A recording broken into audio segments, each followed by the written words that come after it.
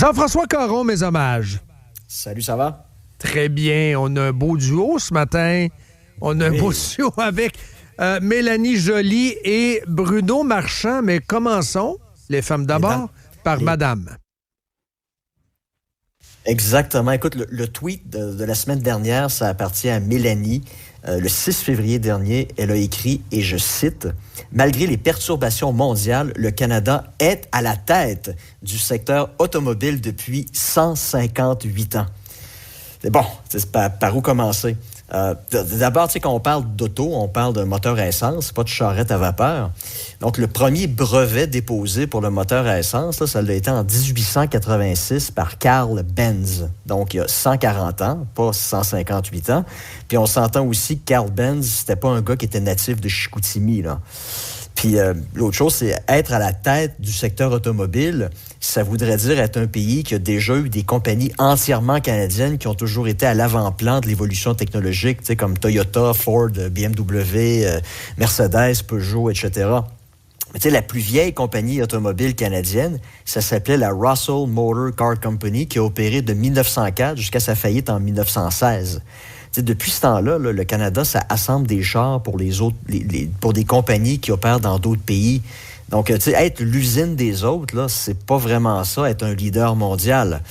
Mais tu sais, il y a personne qui est surpris que des absurdités pareilles sortent de la bouche de Mélanie, qui en est évidemment pas à sa première bourde. Parce que Mélanie, c'est l'incarnation du grand mal canadien qui ronge le pays depuis des décennies. C'est un pays où la diversité, à tout prix, a complètement détruit le principe fondamental de la méritocratie. Parce que Mélanie, là, est pas ministre là, à cause de sa grande culture générale. On s'entend qu'elle est là parce qu'elle représente une catégorie de personnes, puis aussi parce qu'elle représente une région qui se doit d'être représentée autour du Conseil des ministres. Mais dans un monde là, où la méritocratie serait la norme et non celui du souci de la représentation, Mélanie, là, ça serait une simple backbencher au Parlement. Puis inévitablement, dans un monde comme ça, vous vous retrouvez avec des gens qui sont aux commandes puis qui ont été choisis sur des critères de genre, de couleur de peau ou de préférence sexuelle, puis pas à cause de leur qualité. Puis ça, le problème, c'est une dynamique comme ça, c'est que ça crée une dynamique malsaine, justement, au sein des organisations gouvernementales, parce que si les gens qui y travaillent doivent leur poste au fait qu'ils appartiennent à un groupe diversitaire, bien, ils vont inévitablement élever la diversité en norme absolue. Puis c'est pour ça qu'ils vont créer des mois entiers qui sont dédiés à ces groupes-là. Puis, tu sais, gare à ceux qui vont refuser de se prêter à ce jeu-là. Si tu refuses de participer au mois LGBT, ben c'est parce que tu es un homophobe. Puis ces gens-là, ben ils sont catalogués comme des ennemis, puis ils vont être privés de promotion. Donc, qu'est-ce qui va en découler? C'est exactement la même situation qui a été décrite par Carney dans son discours de Davos. Il rappelait, là, comme à l'époque soviétique, il dit, les commerçants mettaient dans leur vitrine le matin des posters qui disaient « Gloire au parti », puis « La victoire appartient aux travailleurs ». Alors que ces gens-là, ils croyaient absolument pas à ces sottises-là. Mais ils le faisaient pour qu'on leur saque la paix, puis qu'ils ne soient pas suspectés d'être des ennemis du communisme. Donc, l'hypocrisie dans un système comme celui-là était élevée en hypocrisie systémique. Puis c'est la même chose dans les ministères, surtout à Ottawa. Les gens, ils vont embarquer dans ce cirque-là de manière hypocrite afin qu'on leur saque la paix puis que ça ne brise pas leur carrière.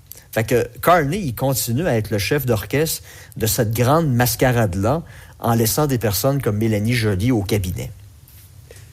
Est-ce que...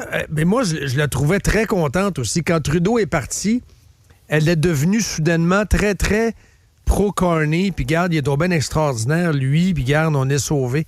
On sentait qu'elle était soudainement revigorée par le fait qu'elle sentait qu'elle était pour garder sa job.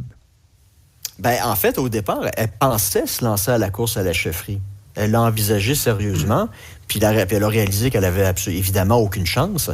Puis elle a décidé d'appuyer Carney parce que sa plus grande ennemie dans le Conseil des ministres, là, c'était Chrystia Freeland. Ces deux-là, ils ne pouvaient pas se sentir. Quand Mélanie Joly était ministre des Affaires étrangères, puis Chrystia Freeland était ministre des Transports, je pense, ben c'est elle qui court-circuitait Mélanie Joly sur les questions ukrainiennes en la bypassant puis en allant directement au bureau de Trudeau. Fait qu'eux autres, ces deux-là, il fallait même pas qu'elles soient dans la même pièce, là. Elles se détestaient. Fait qu'elle a fait le choix Carney en se disant, si Freeland l'emporte, je me fais expulser du Conseil des ministres. Donc, je vais évidemment appuyer Carney, qui est celui qui a le plus de chances de remporter la course. Puis si là, je me montre là, un bon soldat, c'est sûr qu'il va me récompenser. Puis il va être obligé de me récompenser parce que la région de Montréal doit être représentée. Puis il doit y avoir des femmes au Conseil des ministres. Et Crampé, voilà. elle sait qu'elle va rester au Conseil des ministres. Franco-femme Montréal. Si elle s'appelle Jerry Smith, puis c'est un homme blanc de Toronto, où tu as 40 députés libéraux là, c'est une de la plante région. verte. Ben oui, évidemment. Mais là, juste parce qu'elle représente une catégorie de personnes puis une région qui doit être représentée au cabinet. Donc, la diversité à tout prix.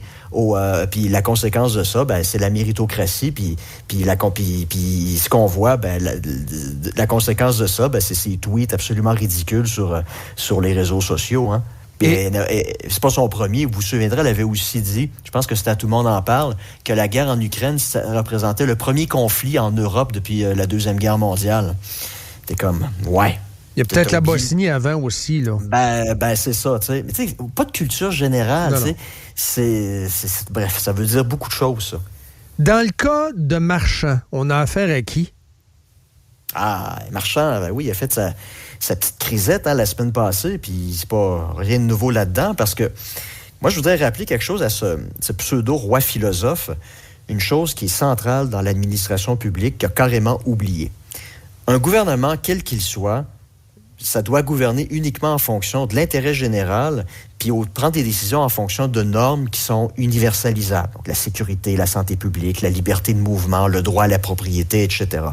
Puis quand il y a une de ces normes-là qui doit être limitée, il faut que les gens qui gouvernent soient en mesure de démontrer que ça repose sur un motif raisonnable et que ça repose aussi sur des faits. Donc, c'est ça qui va caractériser un bon gouvernement. Puis l'inverse d'un bon gouvernement, c'est quelqu'un qui cherche à utiliser les leviers gouvernementaux pour imposer au reste de la société sa conception particulière de la vie bonne. C'est quoi la conception marchandienne de la vie bonne? C'est faire du vélo, boire des shakes, manger grano, puis être obsédé par tout ce qui peut causer un dommage à la santé humaine. Bref, là, sa vision à lui, c'est la vie saine poussée à un niveau extrême. Fait que ça veut dire que toutes ces décisions sont subordonnées au seul impératif moral qui vaut quelque chose à ses yeux, c'est-à-dire la santé. Donc, il voit tout dans ce qui l'entoure des menaces potentielles à la santé, puis il justifie toutes ses décisions autour d'elle. Une bonne dose de narcissisme aussi dans le shake, là. As-tu vu mes souliers?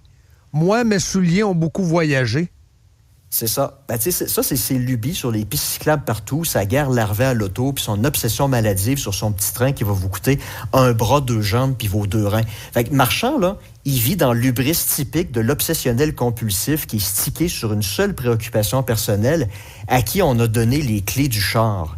Il refuse de penser ses politiques publiques en termes d'équilibre avec les autres normes. Parce que, tu sais, quand vous y pensez, ne serait-ce que 2 minutes, tout ce qu'il raconte, ça fait aucun sens. T'sais. Un tramway pour améliorer la mobilité. Le gars va bloquer René Lévesque d'est en ouest pendant une décennie, puis il suffit de regarder en après-midi les autobus du RTC pour se rendre compte qu'ils sont vides à l'extérieur des heures de pointe. Un tramway puis l'interdiction des feux de forêt pour améliorer la qualité de l'air, c'est n'importe quoi.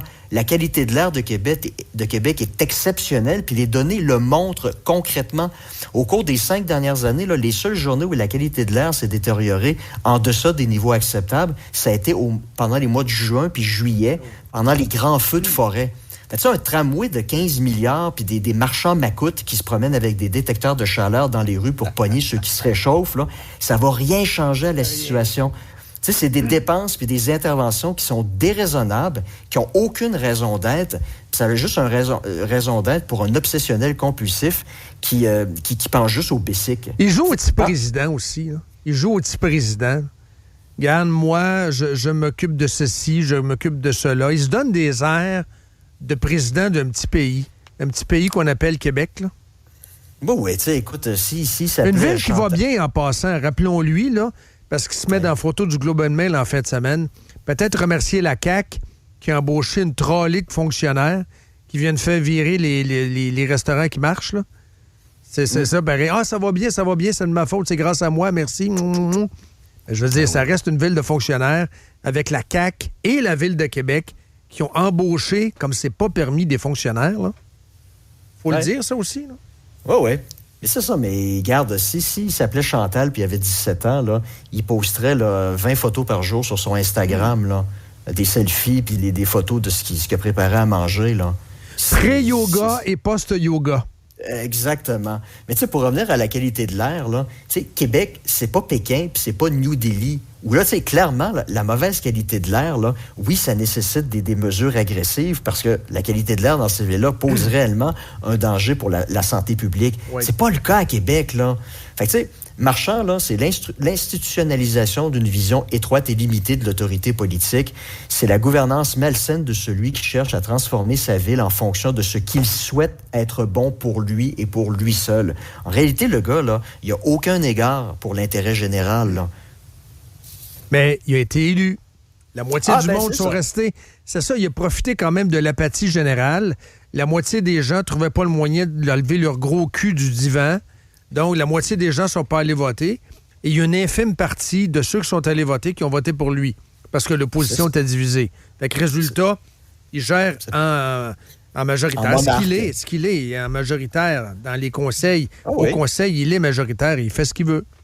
Non, évidemment, il a remporté l'élection, mais les personnes qui sont restées assises là, sur leur cul, là, dans 2-3 ans, quand ils vont se rendre compte qu'ils vont être obligés de faire des détours impossibles, qu'ils vont être pognés dans le trafic sur Charest, parce que René Lévesque puis Grande Allée vont être fermés ou bloqués. Là, ils vont commencer à réaliser que c'est pas le fun.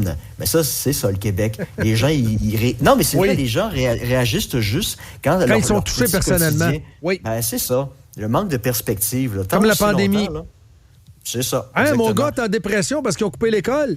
Ah, mais moi, je trouvais ça le fun avant un couvre-feu, mais là, mon gars commence à dépresser. Fait qu'à ce moment-là, c'est plus bon. Exactement. Exact. Fait qu'il a su profiter de ça, évidemment. Eh oui, c'est sûr. Hey, Jean-François, ça a été un plaisir. Passe une belle semaine dans ta belle ville de Yerevan où on voit des photos magnifiques des montagnes. Il fait super Comment est l'air? Comment l'air pur? L'air est pur? Oui, non, globalement, la ville est dans une cuvette, donc quand ils ne vendent pas, inévitablement, ça prend des règlements.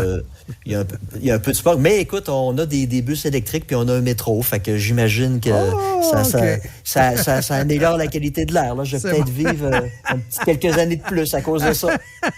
Salut, bye. Salut, bye.